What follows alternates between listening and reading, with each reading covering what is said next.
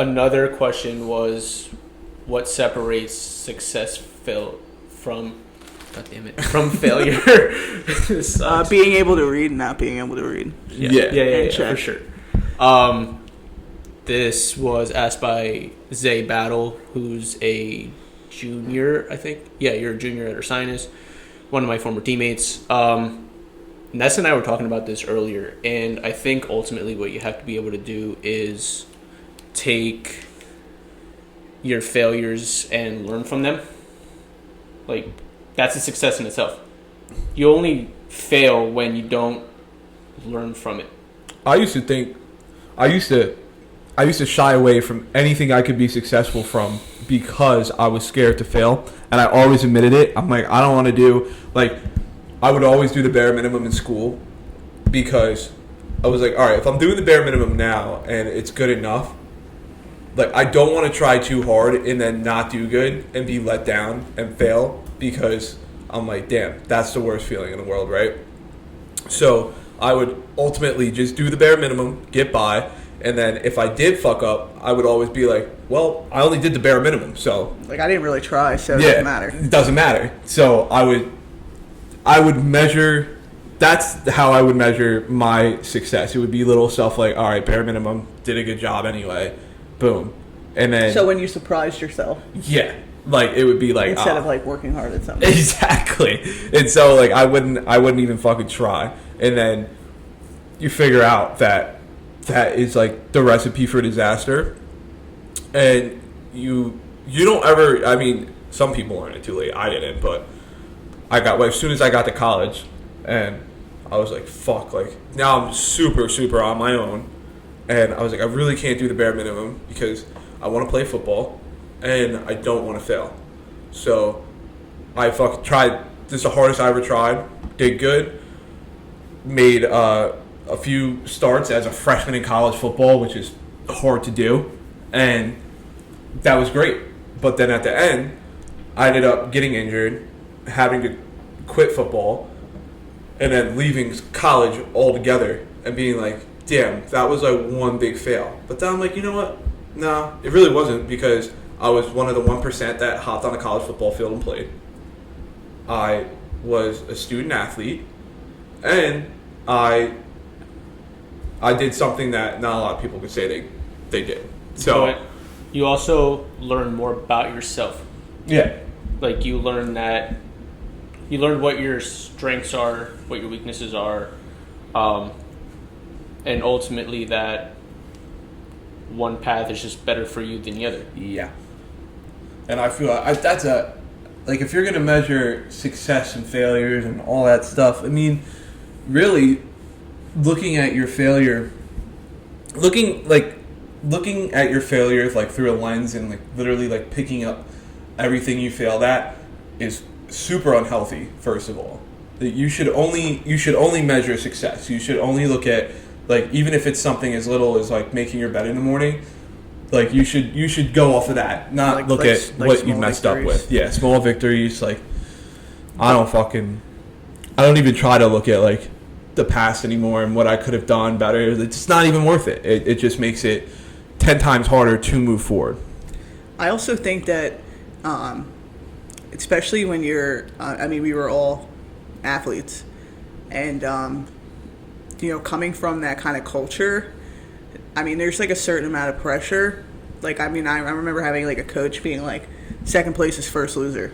Yeah. Oh, yeah. You know what I mean? Oh, yeah. And then, and especially like, the school and the district that we all went to, specifically the school, it's kind of like a winning school. Mm-hmm. And it's hard. I mean, we had a coach. I had a coach that would quote this like Seinfeld episode, and it'd be like, it's like, we're winners and you're losers, and that's why you're over there, or we're over here and you're over there, or something like that.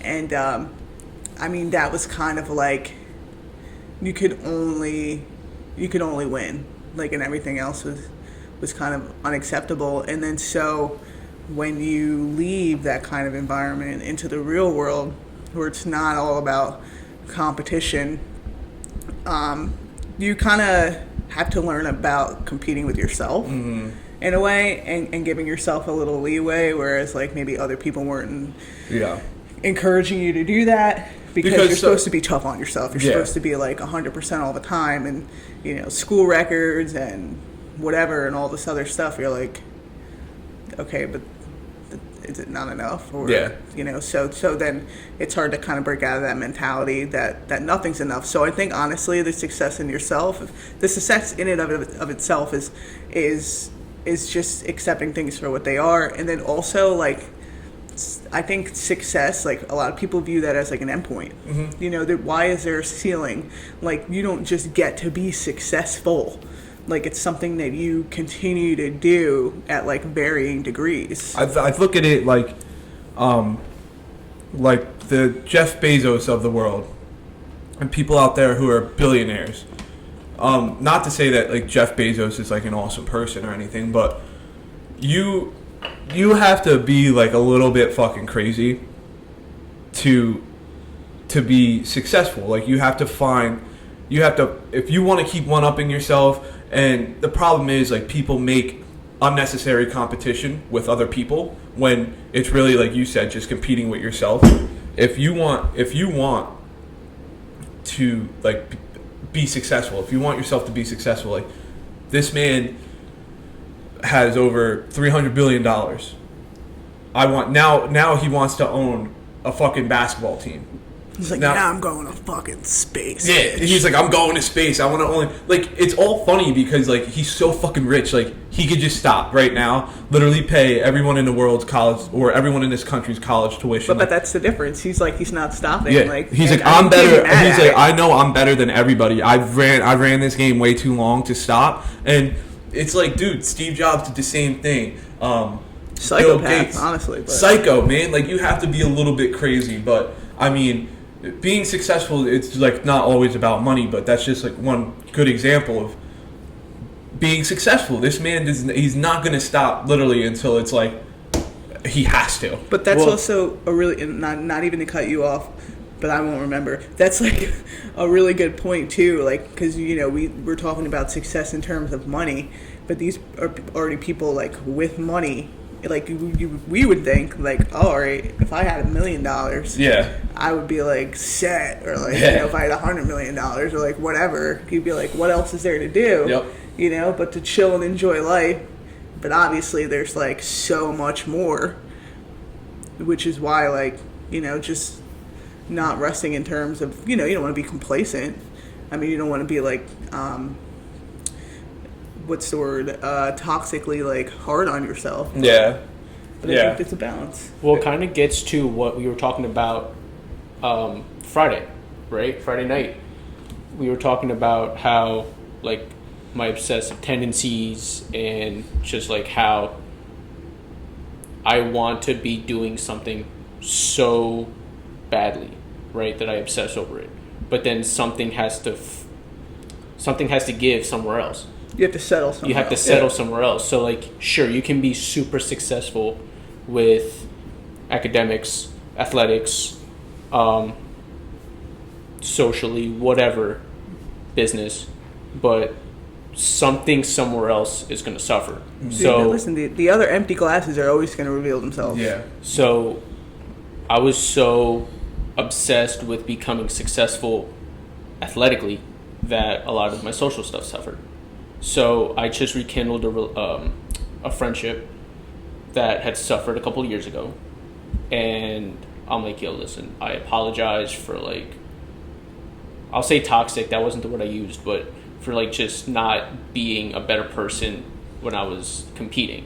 And just a better friend. Yeah, so, like, you can become self-absorbed when you get so wrapped up in shit like that. Mm-hmm. But then I became a lot more empathetic. Like, this person was having a rough week, so I'm like, yo, listen, you had a rough week, you came to me with whatever was going on, I'm gonna order you a coffee, go get it on your way to work, like, go do that. So I say that to say, sure, you can strive for success in some areas of your life, but at the end of the day, you also have to take a 10-foot step back and be like, okay, what can I be doing better here? Like, where can I put this energy better elsewhere, so this way the rest of my life doesn't suffer. And ultimately, success is whatever you make of it. Success is, in my opinion, it's whatever your goals are. Yeah. Right. Like, and I used to love when like the little quote, and I see people use it all the time. Like, if people aren't making fun of you like for your dreams and your goals, then they aren't big enough. And I mean, it's true. Like, I used to hate like when teachers would ask like, what do you want to be when you grow up? And like instantly a kid's like, I want to be in the NFL, or I want to be in the NBA. And the teacher would be like, be what realistic. else do you think you want to do? Be realistic. That is realistic. You know what I mean? Like, if you set that bar at a young age like that, and you have a support system around, you will ultimately be successful. It's a double-edged sword, though, because you also have to have the mentality and the obsession. Mm-hmm. You can't just be like, I'm gonna be the next Larry Bird. Yeah. I'm 5'6". Yeah. I don't play basketball, Mm-hmm. and I didn't even play basketball in high school. Yeah. Like, you have to your goals have also to align have to be with who you are. Yeah, absolutely. And I feel like a lot of people aren't told that. They are not told that at all. Like, you could be like, I want to be like the next Larry Bird or next Michael Jordan or whoever, and some people might be like, well, come on, man, like, you're 5'6", you gotta figure out something else. You gotta, like, yeah, maybe you are that athletic, but it helps to have a support system who can keep you in check. Yeah. And I mean, yeah, honestly, if you really put your mind to, you can do anything. Like, I used to not even work out. I used to like not even focus on football. I used to be in that fucking weight room with you. Yeah. And shit. And I just would not do anything, but I would always perform on the field. And like, one of the things, so far. After college, I thought about, I'm like, dude, if I would have just fucking lifted, like, if I would have just put my mind to that, I would have been 10 times better than I was. Like, just going out there with my God-given talent, like, that's it. But I mean, either way, like you said, like, you have to kind of obsess over what it is that you want to be successful with, whether it's making a bunch of money or even just fucking buying a house. Like, if you want your own dream house, you got to obsess over, how am I going to get this done? I don't even like the idea to be obsessed over something. I think what's more important than that is to be honest with yourself. Yeah. Like, because people, you can say things like, oh, I'm obsessed with this, I want to be better, and you could even put some work in. You can even really do that, but like, unless you're like severely honest with yourself, like, at the end of the day, do you put your head on a pillow and you're like, I'm really doing everything I possibly can. There's no way that I can improve. Yeah. I didn't drop the ball at all. Like, if you just accept like action for enough, like, it isn't necessarily enough. But I don't know. I think that topic's dead. But I'm wondering if Jay was here, what would he have said? I feel like Jay would be like, "Oh, success is taking a solid shit in the morning." Yeah, literally, dude. Like, if I took one solid poop, I'm successful for the week. Yeah, honestly.